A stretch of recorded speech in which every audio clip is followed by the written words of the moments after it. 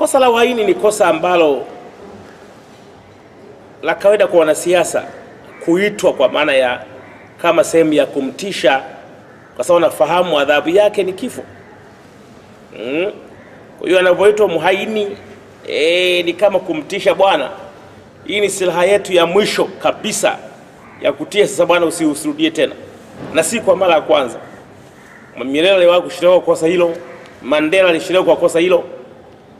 Hata juzi wakati wa bandari walishtakiwa Dr. Slaa, Mwambukusi na kina Mdude kwa kosa hili la uhaini.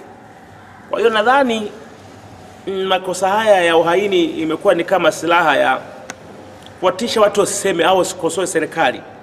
Serikali imejivika koti la umalaika kwamba haiwezi kuwa na makosa, hivyo haistahili kukosolewa. Na kila anayekosoa anaonekana kama na dhambi kubwa kweli kweli, hata Mwenyezi Mungu hawezi kusamehewa. Sasa sisi viongozi tunavyoona mambo kama haya, tunaona hii sio sawa. Kwa sababu Mwenyezi Mungu ni Mungu wa haki. Na kwa mujibu wa Biblia, kitabu kile cha Mithali sura ya 14:34 inasema haki inainua taifa, bali dhambi ni aibu kwa watu wote. Taifa linalotenda haki rahisi kuinuka na kufika mbali na kufanikiwa rahisi sana.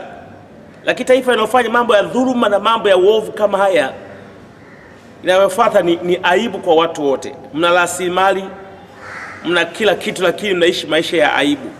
Kila sehemu mnaaibika, kila mtu mnaaibika kwa sababu ni aibu imelikumba taifa. Sasa mimi na wajibu mkubwa ukemea, kusema haki itendeke na haki ifuate mkondo wake. Kila binadamu awe na haki mbele ya sheria na mbele ya mahakama na mbele ya polisi pia. Sio wakifanya Chadema haya, CCM wakifanya haya hawakamatwi. Na actually hata hiyo kesi yenyewe ya uhaini hiyo na udaiwa kushtakiwa kesi ya uhaini ni ngumu sana. Wakipeleka mahakamani nafikiri itakuwa ni kichekesho. Wanasheria wataanza tu ni kwamba Lissu ameapa wapi, kwa sababu hii uhaini inahitaji mtu ambaye amekula kiapo cha Jamhuri ya Muungano wa Tanzania kwa serikali ya Jamhuri ya Muungano wa Tanzania.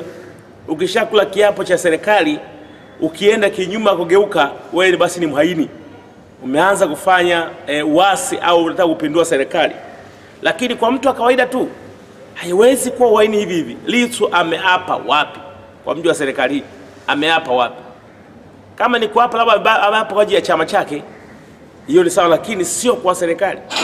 Kwa hiyo amefanya uhaini upi?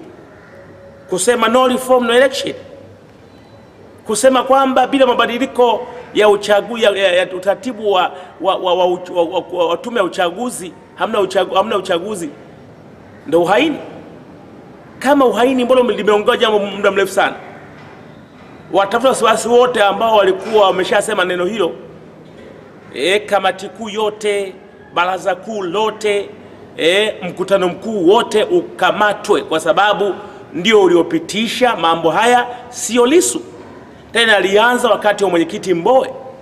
Basi waanze na mwenyekiti Mbowe, wafate kamati kuu, baraza kuu, kwa sababu haya mambo ya no reform no election actually hayana madhara kwa wananchi wa kawaida, yana faida kwa wananchi wa kawaida.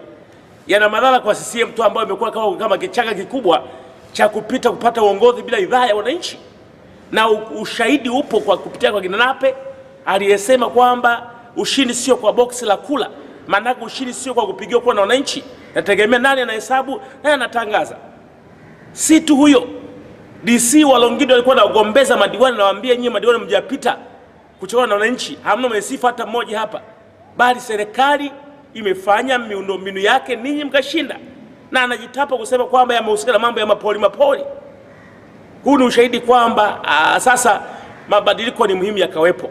Maelezo ya Lissu yako wazi, ina ushahidi wazi. Yaliyofanyika mwaka 2019 yanajulikana. Hapakuwa na uchaguzi, kwa na uchafuzi. Yaliyofanyika mwaka 2020 yanajulikana. Si